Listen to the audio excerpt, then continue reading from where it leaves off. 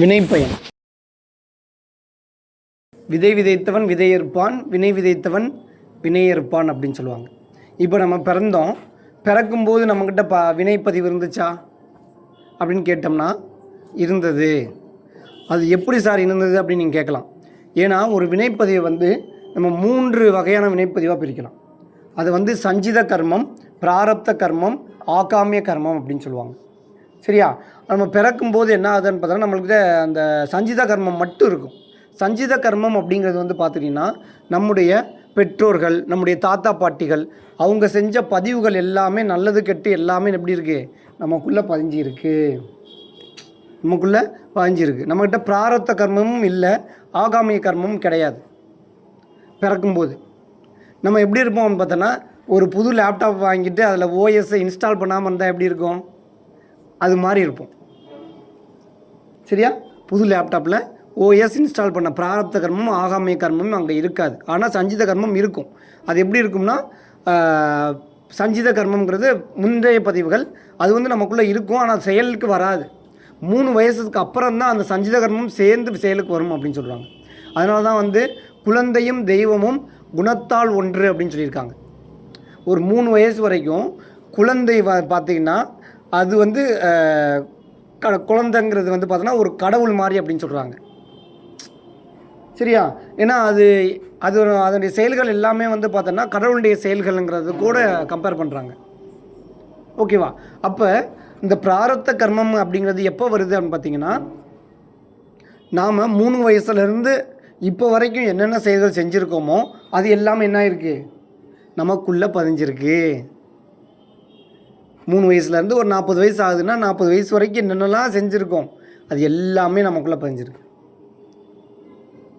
அதுக்கப்புறம் என்ன ஆகும்னு பார்த்தீங்கன்னா ஆகாமிய கர்மம், ஆன்மா காமியப்பட்டு செய்யக்கூடிய செயல்களை என்ன சொல்கிறாங்கன்னு பார்த்தீங்கன்னா ஆகாமிய கர்மம் அப்படின்னு சொல்கிறாங்க.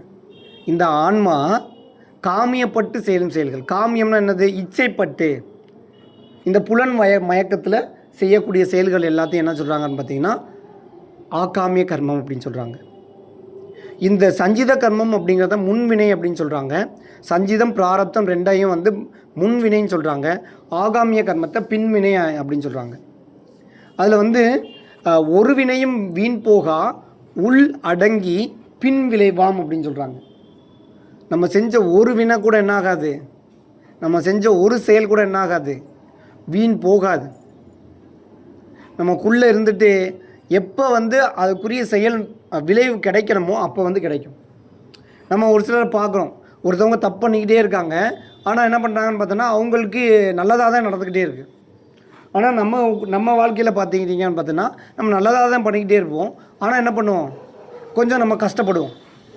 காரணம் என்னன்னு பார்த்தோன்னா அந்த சஞ்சித கர்மத்தினுடைய விளைவை நம்ம என்ன பண்ணுறோம், இப்போ அனுபவிச்சிட்ருக்கோம்.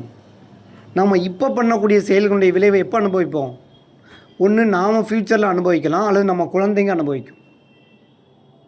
இப்போ ஒரு கெட்டது பண்ணிக்கிட்டே இருக்கிறவர் என்ன பண்ணுறாருன்னு பார்த்தோன்னா இப்போ நல்லா தான் இருக்கார் அப்படின்னு பார்த்தோம்னா அதனுடைய எதனால அப்படின்னு பார்த்தோன்னா அவர் இதுக்கு முன்னாடி செஞ்ச அவங்களுடைய தாத்தா பாட்டி அப்பா அம்மா செஞ்ச செயலுடைய விளைவை என்ன பண்ணுறாரு, இப்போ அனுபவிக்கிறார், இப்போ அனுபவிச்சிட்ருக்காரு. அவருக்கு எப்போ கெட்டது நடக்கும்னு பார்த்தோன்னா ஒன்று வயசானப்புறம் கெட்டது நடக்கலாம், அப்படி இல்லைன்னா அவருடைய குழந்தைகளுக்கு அந்த கெட்டது நடக்கும். நாம் கஷ்டப்படுறத நம்ம சமாளிச்சிக்கலாமா, நம்ம குழந்தைங்க கஷ்டப்படுறத நம்ம சமாளிக்க முடியுமா?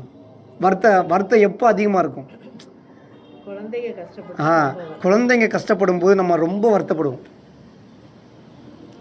அந்த மாதிரி வரும்.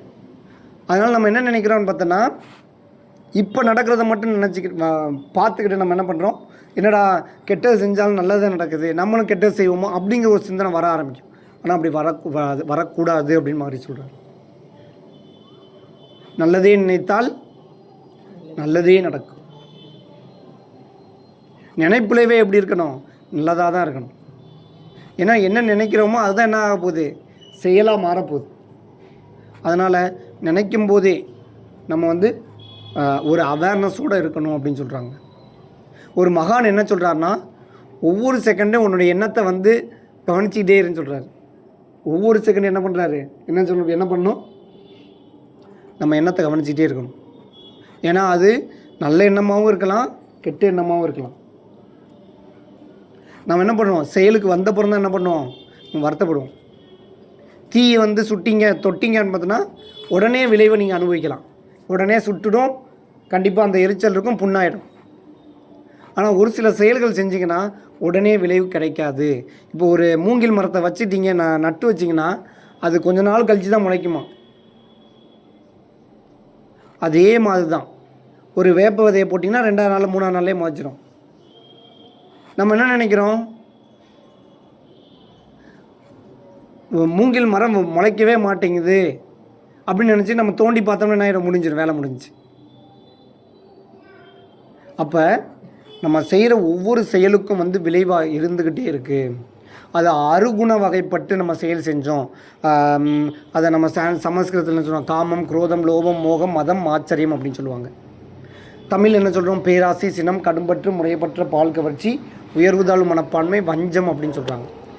இந்த மாதிரி நம்முடைய தவறான எண்ணங்களோடு செய்யக்கூடிய செயல்களுக்கு கண்டிப்பாக விளைவு வந்தே தீரும்.